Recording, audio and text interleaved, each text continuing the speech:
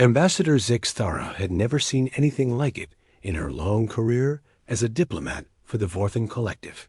She stood in the navigation center of the massive space station that served as the galaxy's main trade hub, staring at the holographic star chart that floated before her. The map showed thousands of star systems, trade routes connecting dozens of civilizations, and detailed information about every corner of known space. But there was one area that made no sense at all, where the spiral arm continued into what should have been well-mapped territory. The chart simply stopped. No stars, no trade routes, no navigation data. Just a simple label that read, Human Territory. Navigation restricted, and nothing beyond that point. It was as if an entire section of the galaxy had been erased from every database in civilized space. Zexthara's 4 arms moved in the graceful patterns that her species used for deep thinking. She had been tasked by her government to establish new trade routes that would cut months off their shipping times to the outer rim colonies. The most direct path led straight through the area marked as human space, but every attempt to gather information about passage through that region had been met with polite but firm refusals. The humans had appeared on the galactic stage 50 years ago, seemingly out of nowhere. One day, there were no known sapient species in that region of space. The next day, human ambassadors were requesting membership in the Galactic Council with the calm confidence that seemed to define their entire species. They had been model citizens of the galactic community ever since, participating in trade agreements, sharing scientific knowledge, and maintaining peaceful relations with all their neighbors. But they had never allowed a single foreign vessel to enter their territory. Captain Jake Martinez welcomed Zexthara aboard the human diplomatic vessel, Aurora, with the same easy friendliness that had made humanity so well-liked among the galactic community. The ship itself was a marvel of efficient design, clean lines, and practical systems that spoke of a species that valued function over form. Jake was a man of average height, with brown hair and warm brown eyes that seemed to take in everything around him without ever appearing suspicious or hostile. Ambassador Zexthara, it's an honor to have you aboard, Jake said as he led her through the ship's corridors. I understand your government has some questions about trade routes through our space. The corridors of the Aurora were wider than those found on most species vessels, and Zexthara noticed that every human they passed moved with a subtle alertness that reminded her of soldiers she had known. Not threatening, but aware of their surroundings in a way that suggested extensive training. Indeed, Captain Martinez, she replied, her translator converting her complex vocalizations into standard galactic common. The Vorthen Collectives, very interested in establishing regular shipping lanes through human territory. Our current routes around your space add significant time and cost to our outer rim trade. Jake nodded as if he understood completely, but Zexthara caught a quick glance he exchanged with his first officer, Lieutenant Amy Foster. Amy was a sharp-eyed woman with short blonde hair who had been introduced as the ship's diplomatic liaison. The look between them lasted only a fraction of a second, but it spoke of shared knowledge that they were not prepared to discuss. They entered a comfortable meeting room where refreshments had been prepared, according to Vorthen dietary requirements. Jake's attention to such details was typical of human diplomacy, but Zexthara was not here for pleasantries. She had a job to do for her government, and the polite evasions she had received from other human officials were no longer acceptable. Captain Martinez, I will be direct, she said, settling her tall frame into the specially adjusted chair. My government's shipping guilds report that the detour around your territory adds 3 months to their delivery schedules. This represents significant economic hardship for our outer colonies. We formally request permission to establish transit rights through human space. Jake's expression remained friendly, but something shifted behind his eyes. I'm afraid that won't be possible, Ambassador. Our space contains certain navigation hazards that make it unsuitable for foreign vessels. We wouldn't want to risk the safety of Vorthan ships or crews. Zexthara had expected this response, but she was prepared for it. From her diplomatic pouch, she produced a datapad containing detailed sensor readings of the region in question. Captain, our long-range sensors show no unusual stellar phenomena in your territory. No black holes, no neutron star clusters, no spatial anomalies that would prevent safe passage. In fact, our readings suggest that your space contains some of the most stable star systems in this region of the galaxy. The silence that followed stretched just a moment too long. Amy Foster stepped forward, her voice maintaining the same professional courtesy, but with an undertone that suggested the conversation was approaching its limits. Ambassador Zexthara, some questions are better left unasked. The Galactic Council has respected our territorial boundaries for 5 decades without incident. We hope that mutual respect will continue.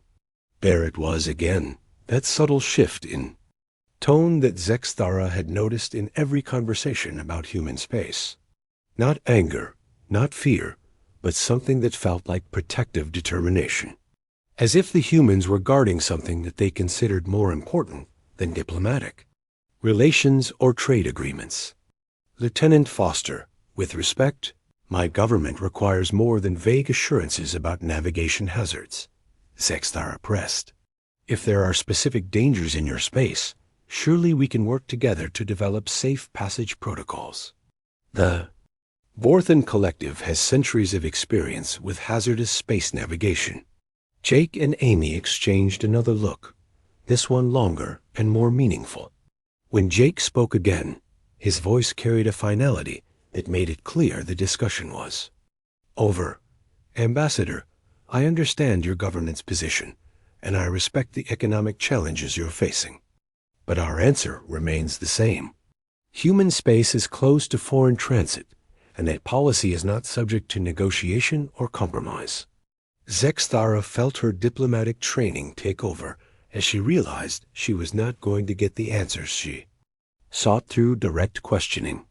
She spent the next hour discussing other matters of mutual interest, trade agreements that didn't involve territorial passage, and cultural exchange programs that both governments supported.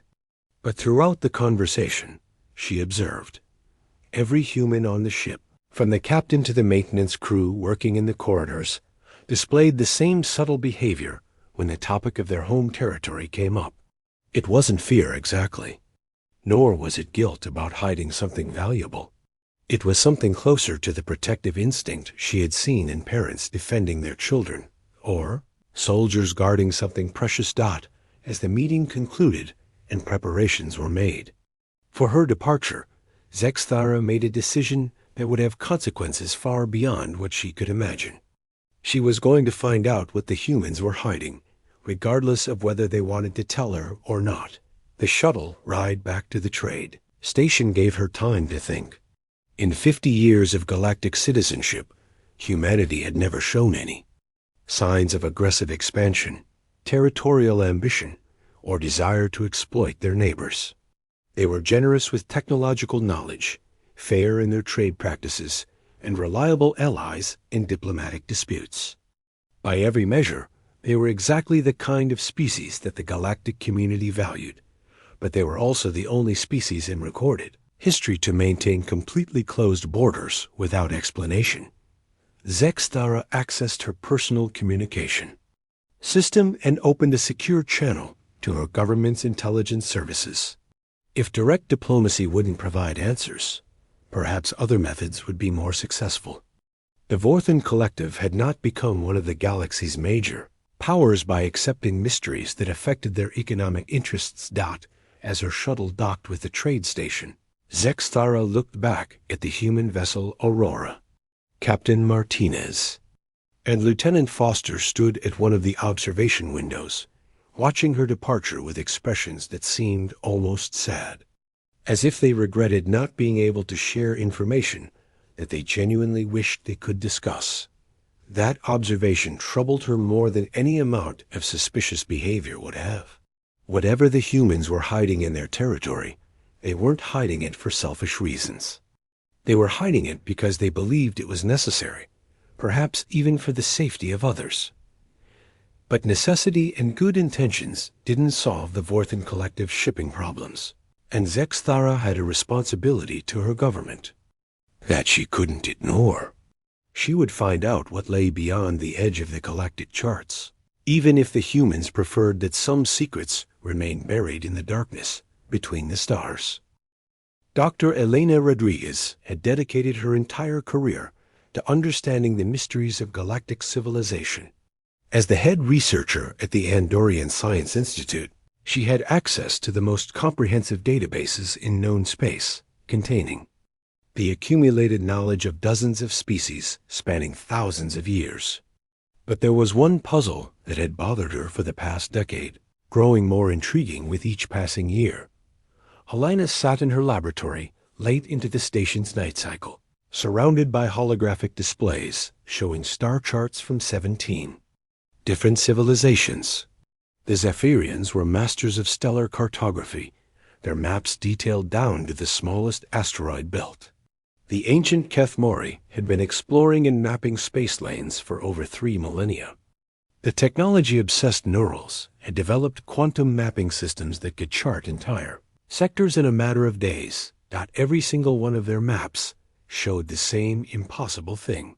Detailed charts of explored space that simply stopped at the boundary of what was labeled as human territory.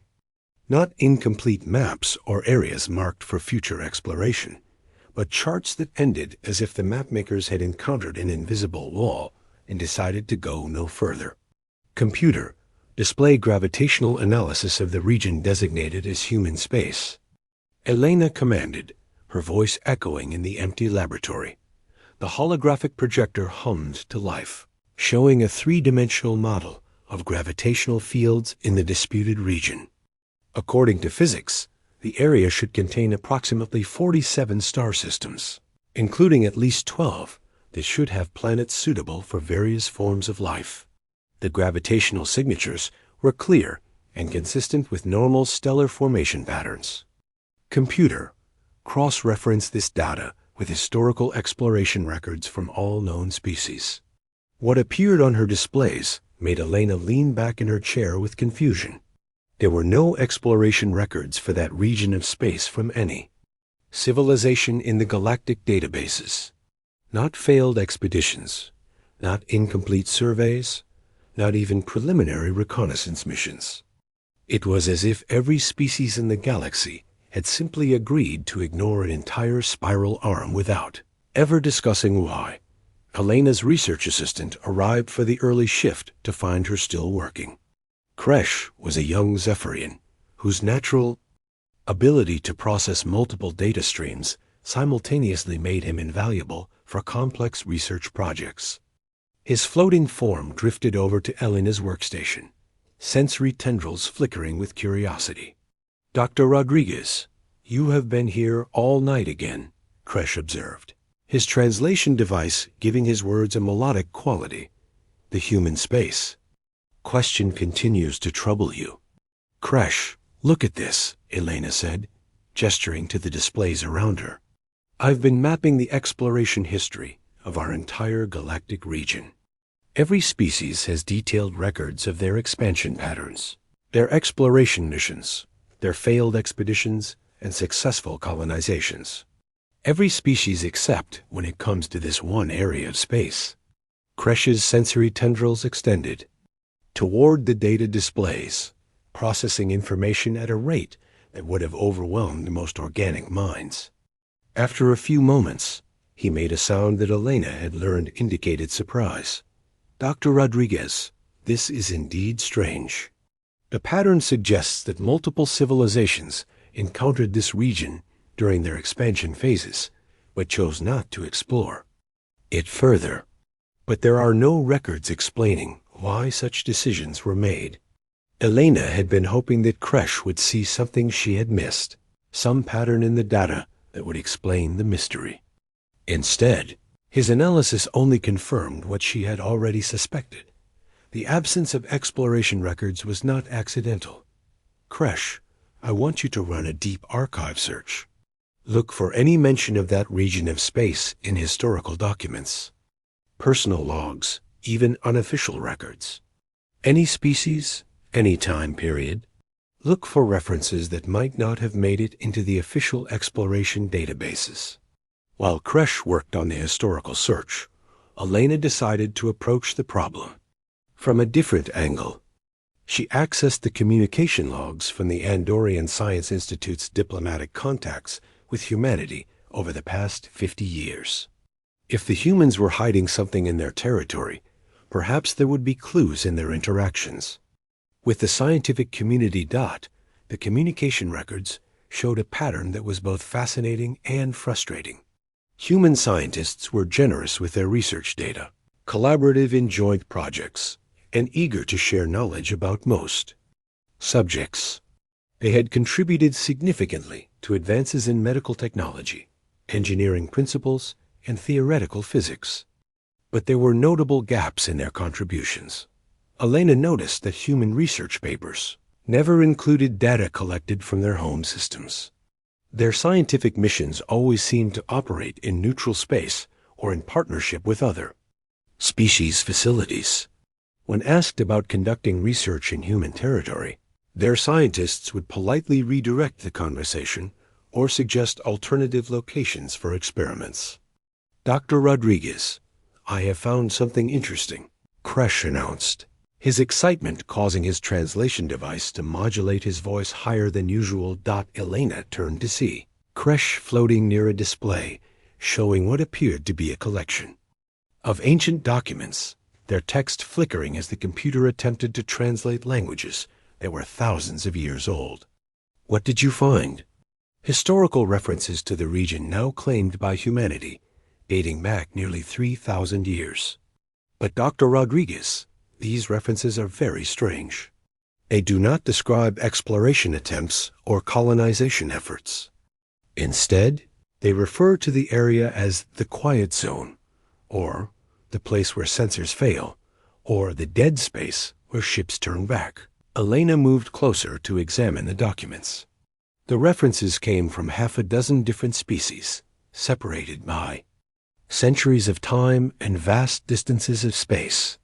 Yet they all described the same phenomenon, an area of space that seemed to resist exploration not through physical barriers, but through some kind of effect that made explorers lose interest or experience technical difficulties.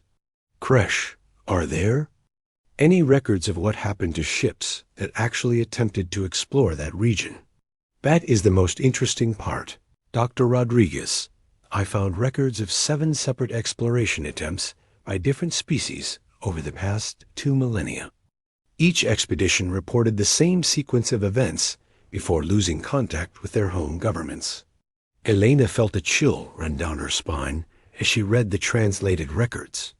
The first expedition, launched by the Vorthan Collective nearly 2,000 years ago, had reported detecting massive energy signatures consistent with advanced technology. When they attempted to investigate closer, their instruments began malfunctioning, and their crew reported overwhelming feelings of unease. The second expedition, from the Kethmori Exploration Fleet, had described their ship's navigation systems, refusing to respond to commands, directing them toward the energy sources they had detected. The crew had reported that their vessel seemed to be turning away from the target area, despite their attempts to maintain course. Kresh, what happened to these expeditions? Did they ever report back about what they found? That is where the records become truly strange, Dr. Rodriguez. Each expedition eventually returned to their home space, but their reports were classified at the highest levels of government security. The crews were apparently debriefed by intelligence services and then reassigned to other duties. None of them ever spoke publicly about what they had encountered. Elena stared at the data, her scientific mind struggling to process the implications. Whatever was in the space now controlled by humanity had been there long before humans had made contact with galactic civilization. The mysterious phenomena that had deterred exploration attempts for thousands of years had not disappeared when humanity arrived, it had simply become their responsibility to manage. Computer, analyze the timeline of these exploration attempts relative to humanity's first contact with galactic civilization. The results confirmed Elena's growing suspicion. The last recorded exploration attempt had occurred approximately 75 years ago, just 25 years before humanity's sudden appearance on the galactic stage. Since then, there had been no further attempts to explore the region, and all previous records had been buried so deeply in historical archives that it took specialized research to find them. Elena realized she was facing a choice that would define the rest of her career. She could report her findings to the Andorian government and potentially trigger a galactic crisis as species demanded answers about what humanity was hiding. Or she could continue her research quietly, trying to understand the truth before deciding whether that truth should be shared with the broader galactic community. As she looked at the data displays surrounding her, Elena made her decision. Whatever was in human space had been there for millennia, deterring exploration and apparently posing some kind of threat or challenge that had caused multiple civilizations to classify their encounters at the highest levels of security. Humanity had not created this mystery, but they had apparently chosen to take responsibility for it. The question that would drive Elena's research for the months to come was whether humanity was protecting the galaxy from something dangerous, or whether they were protecting something dangerous from the galaxy. Captain Roy Turner had spent 30 years hauling cargo across the galaxy, and in that time, he had learned to trust his instincts about dangerous jobs. His modified freighter, the Lucky Strike, had gotten him out of more tight situations than he cared to remember, but the job that had just landed on his desk at NCS Kepler Station made every alarm bell in his experienced mind start ringing. The client was a Neuraxian trader named Vexcall, one of the spider-like beings whose species controlled most of the galaxy's information networks. Neuraxians were known for their obsession with data and their willingness to pay premium rates for information that other species considered worthless. But this particular Neuraxian was offering a fee that was 10 times Roy's usual rate for what seemed like a simple cargo delivery. Roy sat across from Vexcall in the dimly lit cantina that served as in Kepler Station's unofficial business center. The Neuraxian's 8 eyes gleamed with an intensity that made Roy uncomfortable, and the way his mandibles clicked suggested barely controlled excitement. "Captain Turner, I have a simple proposition for you," Vexcall said, his translation device giving his words a sharp, mechanical quality. "I need a cargo delivery to the edge of human space. The payment is, as I mentioned, 10 times your standard rate." Roy leaned back in his chair, nursing his synthetic whiskey and studying his potential client. In 3 decades of freight hauling, he had learned that jobs offering exceptional pay usually came with exceptional risks. The fact that this job involved human space made it even more suspicious. 10 times my usual rate suggests either very special cargo or a very dangerous run, Roy said carefully. "What exactly am I supposed to be delivering?" Vexcall produced a containment case from beneath his travel cloak. Inside were 3 data storage devices of standard galactic design, the kind used for everything from entertainment libraries to scientific databases. They looked completely ordinary, but Roy's experience told him that ordinary cargo didn't justify extraordinary payment.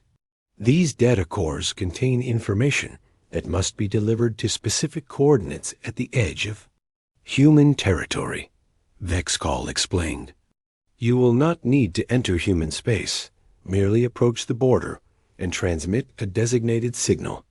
Someone will meet you there to collect the cargo." Roy picked up one of the data cores, examining it with the practiced eye of someone who had transported every type of cargo imaginable. The device was standard Neuraxian manufacture, but something about its weight distribution felt wrong. These were not simple data storage units. "Why me?" Roy asked. There are 100 other freight captains in this sector who could make this. Run. What makes me special? Vexcall's mandibles clicked in. What Roy had learned was the Naraxian equivalent of a smile, though it was not a pleasant expression. Because, Captain Turner, you are the only freight hauler in this region who has never attempted to enter human space. Your navigation records show that you actively avoid their territory. That suggests wisdom. Roy felt a chill run down his spine. The implication was clear. Other captains had tried to enter human space, and something had happened to discourage them from making a second attempt. Roy's avoidance of human territory had been based on simple economics, the detour routes around. Their space took too much time and fuel to be profitable. But apparently, his caution had marked him as someone who could be trusted with sensitive cargo. What kind of information am I carrying? Roy pressed. If I'm going to risk my ship and crew, I want to know what I'm getting involved in. The data cores contain sensor readings, navigation charts, and communication intercepts collected over the past several months, Vexcall replied. Information that certain parties find valuable enough to pay exceptional rates for delivery. Roy didn't like the sound of that. Sensor readings and communication intercepts suggested intelligence gathering, possibly espionage. But the offered payment was enough to keep the Lucky Strike running for a full year, and he had crew members depending on him for their livelihoods. Against his better judgment, Roy accepted the job. 3 days later, the Lucky Strike approached. The coordinates that Vexcall had provided, right at the boundary that separated normal galactic space from the mysterious region controlled by humanity. Roy's sensors showed empty space ahead, with no obvious signs of habitation or activity. But his instruments were detecting something else, a low-frequency signal that seemed to be coming from everywhere at once. Captain, we're picking up some kind of background emission, reported his engineer, Pete Williams, from the bridge's technical station. It's not natural, but it's not matching any known artificial signal patterns either. Roy studied the sensor readings with growing unease. The signal was subtle, almost below the threshold of detection, but it seemed to permeate the entire region of space ahead of them. Whatever was generating, it had to be incredibly powerful to create such a widespread effect. This is Captain Roy Turner of the freighter Lucky Strike. He broadcast on the frequency that Vexcall had specified. I have a delivery as arranged. The response came immediately, and Roy nearly jumped out of his captain's chair. A sleek vessel appeared seemingly out of nowhere, materializing from what his sensors had registered as empty space. The ship was clearly human in design, with the clean lines and practical aesthetic that characterized their technology, but it incorporated systems that Roy didn't recognize. Captain Turner, this is Commander Lisa Hayes of the human vessel Sentinel, came the response. Permission to come alongside for cargo transfer. As the human ship approached, Roy got a clear view of its hull plating. What he saw made his mouth go dry. The metal showed extensive signs of impact damage, not from asteroids or space debris, but from high-energy weapons. The entire ship looked like it had been through a war, with repaired sections and reinforced plating that spoke of regular combat operations. Commander Hayes, I have to ask, Roy transmitted, what kind of cargo am I delivering here? There was a pause before the response came, and when Commander Hayes spoke again, her voice carried a weight that Roy recognized from his own service in the Merchant Marine's Armed Division. Captain Turner, you're delivering intelligence data. Sensor readings of fleet movements, communication patterns, tactical assessments. The kind of information that helps people prepare for threats they hope will never materialize. Roy felt his stomach drop. He was delivering spy data to what appeared to be a military vessel operating in secret at the edge of human space. The implications were staggering. If humanity was maintaining a hidden military presence at their borders, it suggested they were expecting trouble from someone. Commander, are you people expecting a fight out here? Another pause, longer this time. Captain Turner, we're always prepared for possibilities that we hope will never become realities. Your cargo helps us maintain that preparation. The cargo transfer proceeded smoothly, with human technicians efficiently moving the data cores from Roy's ship to the Sentinel. But Roy couldn't stop staring at the battle damage on the human vessel. The repairs were recent, suggesting that whatever conflict had caused the damage was ongoing. As the transfer completed, Commander Hayes contacted him one final time. Captain Turner, I want you to know that your discretion in this matter is greatly appreciated. There are aspects of galactic security that are better left undiscussed. Roy understood the message. He was being politely warned to keep quiet about what he had seen. But as the human ship disappeared back into whatever stealth system had hidden it from his sensors, Roy realized he had stumbled onto something much larger than a simple intelligence operation. The Lucky Strike began its journey back to Kepler Station, but Roy's mind was racing with questions. The data cores he had delivered contained intelligence about fleet movements and tactical assessments. But whose fleets were being monitored? What threats were the humans preparing for? And why were they maintaining what appeared to be a significant military presence at the edge of their territory? As Roy reviewed the encounter in his mind, one detail stood out above all others. Commander Hayes had spoken about threats and possibilities as if she was discussing an ongoing situation, not theoretical concerns. The battle damage on her ship suggested that whatever the humans were preparing for, they had already encountered it. Roy made a decision that would haunt him for months to come. He was going to quietly investigate what he had witnessed, using his contacts in the freight hauling community to gather information about other deliveries to the edge of human space. If humanity was fighting a secret war to protect galactic civilization, he wanted to know about it. But if they were preparing for a war that might threaten everyone in the galaxy, he definitely wanted to know about that too. Either way, Roy Turner had just learned that the mysterious boundary around human space was not just a political border, it was a military front line. High Counselor Mir Fenn had called emergency sessions of the Galactic Council before, but never one that felt quite as tense as this. The great chamber on Nexus Prime buzzed with the conversations of representatives from 47 member species, their varied forms creating a rainbow of colors, shapes, and sizes that normally represented the peaceful diversity of galactic civilization. Today, however, that diversity was united by growing frustration and suspicion. The issue of human territorial restrictions had been simmering in galactic politics for months, but recent events had brought it to a boiling point. Trade guilds from multiple species were reporting significant financial losses due to the extended shipping routes required to circumnavigate human space. Scientific institutions were complaining about being denied access to what appeared to be resource-rich star systems. Even the normally patient diplomatic corps was beginning to question humanity's continued refusal to explain their territorial policies.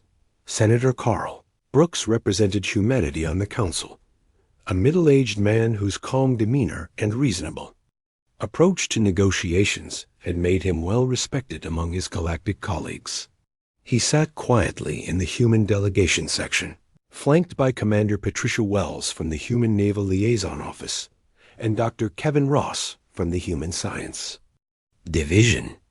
All three maintained expressions of polite attention, but Mirthan noticed the subtle tension in their posture.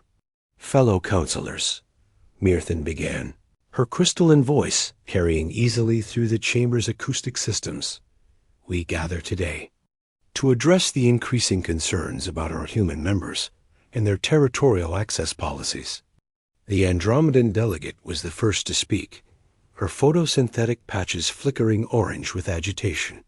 "High Counselor, the Andromedan Republic formally requests immediate clarification on human territorial claims. Our shipping guilds report losses of over 2 billion credits this quarter alone due to extended routing around human space. A chorus of agreement rippled through the chamber. The Zephyrian Trade Consortium representative floated forward, his sensory tendrils waving in patterns that indicated extreme frustration. The Zephyrian Consortium seconds the Andromedan request. Our trade vessels are experiencing delays of up to 4 months on outer rim routes. This situation has become economically unsustainable. Even the usually isolationist Vorthan Collective had sent a delegate to voice their concerns. Ambassador Zexthara stood with all 4 arms extended in a gesture of formal protest. The Vorthan Collective has attempted diplomatic resolution of this issue for months. Our requests for transit rights, or even basic explanation of human territorial policies, have been met with evasion and dismissal. Senator Brooks remained seated as the complaints continued, but Myrthan noticed the quick glances he exchanged with his colleagues. Commander Wells leaned forward slightly, her hand moving to the communication device at her wrist. Dr. Ross made a subtle gesture that Myrthan recognized as a request for patience. The Neuraxian Information Guild representative spoke next, her mechanical translator giving her words a sharp, insistent tone. The Neuraxian Guild has conducted extensive sensor analysis of the region claimed by humanity. Our data shows no spatial anomalies, no navigation hazards, and no natural phenomena that would justify territorial restrictions. We demand immediate explanation for these unreasonable policies. High Counselor Mir then raised one of her crystalline appendages for silence. As the chamber quieted, she fixed her faceted gaze on the human delegation. The moment had come for humanity to provide answers or face the consequences of continued evasion. Senator Brooks, the Council has respected human territorial sovereignty for 50 years, based on trust and mutual cooperation. However, the economic impact of your closed borders is becoming unsustainable for many member species. The Council requires more substantial explanation than has previously been provided. What happened next would be remembered in galactic political circles for decades. Senator Brooks stood slowly, his expression shifting from diplomatic courtesy to something much more serious. When he spoke, his voice carried an authority that seemed to fill the entire chamber. High Counselor, honored delegates, I understand your frustrations, and I appreciate your patience over the past 5 decades. But I must tell you that some questions carry answers that are more dangerous than the mysteries they seek to resolve. The chamber erupted in shocked murmurs.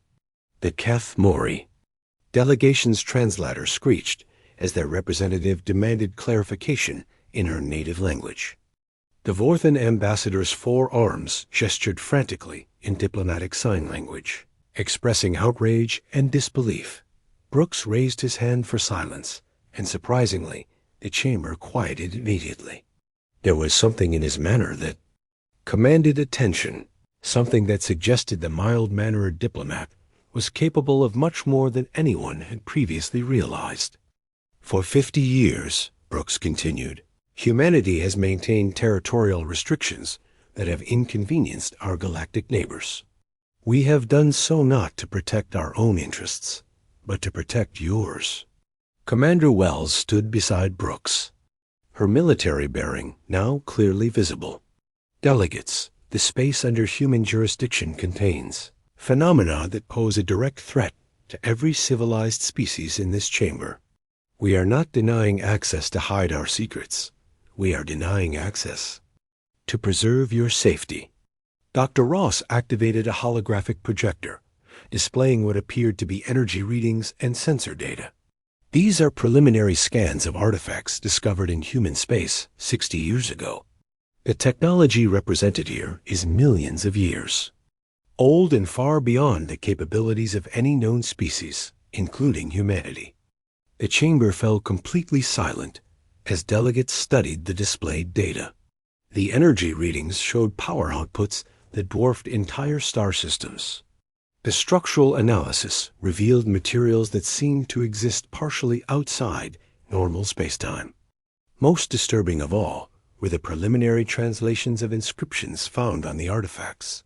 Speaking of weapons designed to end wars by ending civilizations, Senator Brooks' voice cut through the silence like a blade. Delegates, what you are seeing represents the most dangerous discovery in galactic history. These are weapons built by a species that fought a war across this galaxy millions of years ago. Weapons designed as a final solution to end all conflicts, permanently by eliminating the capacity for conflict itself. Ambassador Zexthara found her voice first, her translator struggling to convey her emotional state. Senator Brooks, if these artifacts are so dangerous, why has humanity not destroyed them? Commander Wells answered, her military training evident.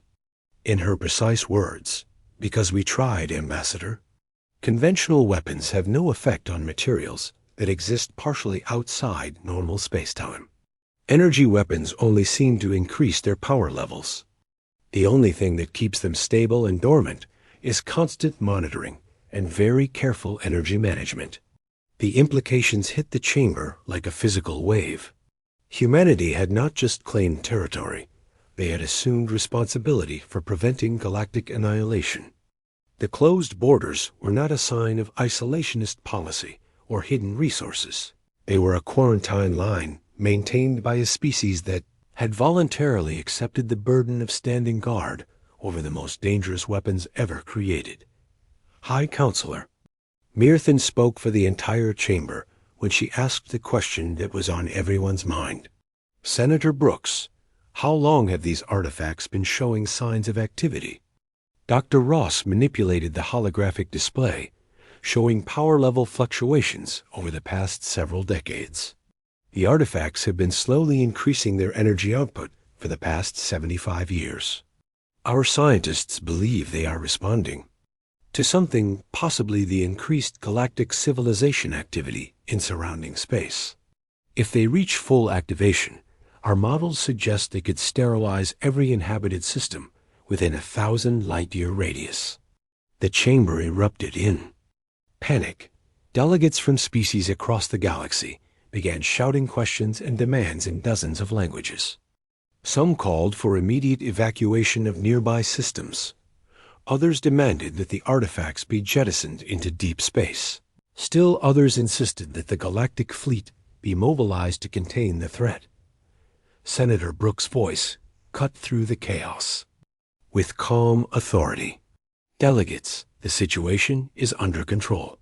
Humanity has developed containment protocols that have kept the artifacts stable for 5 decades. We have established monitoring stations and response teams throughout our territory. The threat is real, but it is being managed by people who understand the technology involved. Commander Wells added, the human fleet maintains constant patrol of the containment zone. Our scientists work around the clock to understand and neutralize the artifacts. We have asked for nothing in return except respect for our territorial boundaries and the trust to handle a situation that we did not create but have chosen to resolve. As the initial panic subsided, the delegates began to understand the true nature of what humanity had been doing. They had not been hiding resources or technology for their own benefit.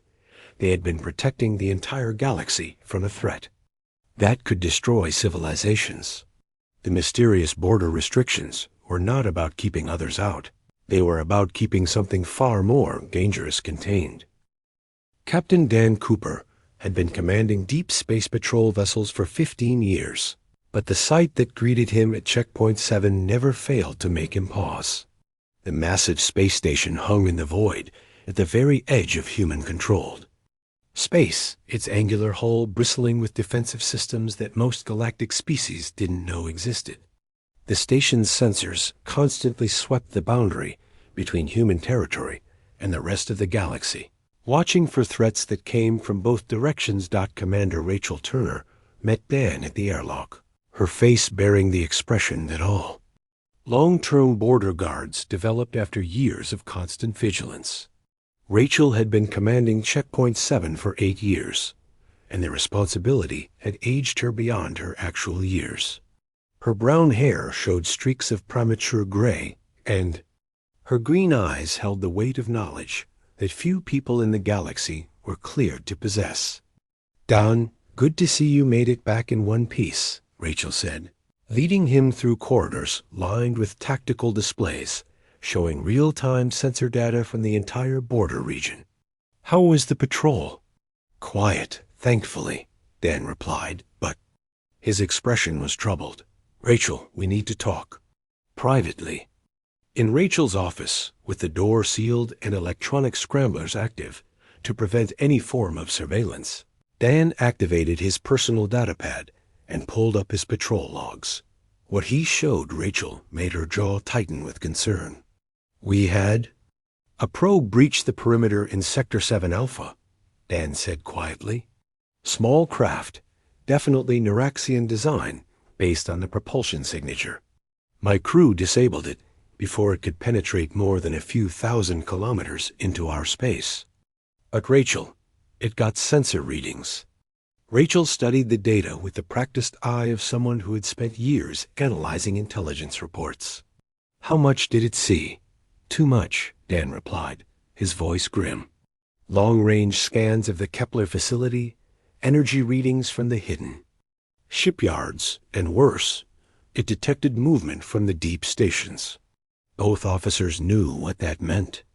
The Kepler facility was humanity's primary research center for studying the ancient artifacts, a massive installation hidden behind sensor screens and defensive fields.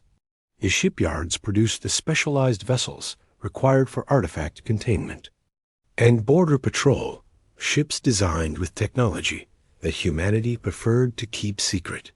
But the deep stations were something else entirely. The facilities where the most dangerous artifacts were kept under constant guard and study. Rachel activated her command console, establishing a secure connection to the network that linked every border station, patrol vessel, and deep space facility in human territory. Within moments, faces appeared on her screen, the commanders and senior staff responsible for maintaining the galaxy's most important secret. "People, we have a situation," Rachel began without preamble. "We've had a confirmed probe breach with sensor contact on classified installations. Captain Cooper will brief you on the details." Admiral Steve Martinez commanded the hidden fleet yards from his flagship, a massive vessel that served as both construction facility and mobile command center. His weathered face showed the strain of years spent building and maintaining a fleet that officially didn't exist. "Rachel, are we talking about limited disclosure or full revelation?" Steve asked, his voice carrying the authority of someone accustomed to making life or death decisions. Dr. Nancy Phillips spoke from the research division's main facility, her voice tight with concern. "That depends on what the probe detected. If they've seen the shipyards, they know we have military capabilities beyond what we've revealed to the Council. But if they detected activity from the deep stations, then they know something is down there that requires constant monitoring." She didn't need to finish the thought. Everyone on the secure channel understood the implications. The deep stations housed the most dangerous artifacts humanity had discovered, weapons that could reshape matter at the quantum level and project energy across interstellar distances. If foreign powers knew about those facilities, they would want to know what was being kept there.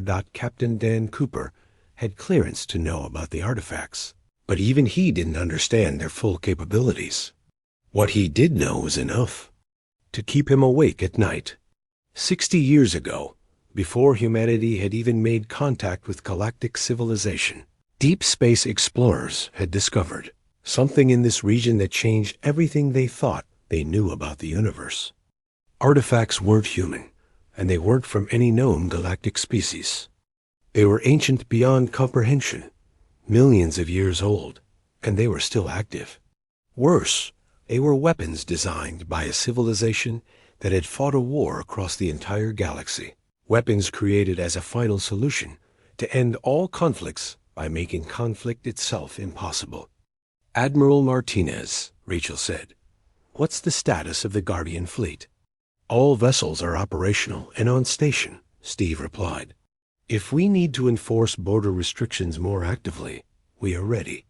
But Rachel, if we start intercepting foreign vessels in neutral space, we're going to have a diplomatic crisis that makes our current problems look simple. Dr. Phillips leaned forward in her holographic projection, her expression troubled. There's something else we need to discuss. The deep stations have been detecting increased activity from the artifacts over the past several months. Power fluctuations, energy discharges, even what appears to be communication attempts between different artifact sites. The silence that followed was profound. For 50 years, humanity had maintained the fiction that the artifacts were dormant, safely contained, and gradually understood. If they were becoming more active, it suggested that something was changing, something that could have consequences, far beyond human ability to control. What kind of communication? Rachel asked, though she wasn't sure she wanted to know the answer.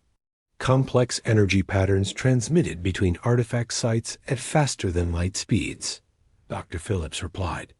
Our linguists and computer specialists are trying to decode the transmissions, but the mathematical complexity is beyond anything we've encountered. It's as if the artifacts are sharing information about current galactic conditions. Captain, Cooper felt a chill run down his spine. Are you saying these things are studying us? I'm saying they're aware of us, Dr. Phillips corrected. Whether that awareness represents a threat or simply scientific curiosity, we don't know yet. But the timing is troubling. Artifact activity has increased in direct correlation with growing galactic interest in our territorial boundaries. Admiral Martinez made the connection that everyone was thinking, but no one wanted to voice. The artifacts are responding to external pressure. The more the galactic community pushes for access to our space, the more active the weapons become. Rachel looked around at the faces on her secure display, seeing her own concerns reflected in their expressions. For 50 years, humanity had successfully maintained the balance between protecting galactic civilization and managing the most dangerous discovery in known history. But that balance was becoming increasingly difficult to maintain. Contact the Council, Rachel finally decided. Tell them we're ready to brief a select committee under the highest security protocols. It's time they understood exactly what we've been protecting them from. As the secure channel closed, Rachel stood at her office viewport, looking out at the stars that marked the boundary between human space and the rest of the galaxy. Somewhere beyond that boundary, alien civilizations went about their daily lives, completely unaware of how close they lived to annihilation. The ancient artifacts continued their patient wait in the deep stations, weapons of unimaginable power, created by a species that had decided the only way to end war was to end the capacity for war itself.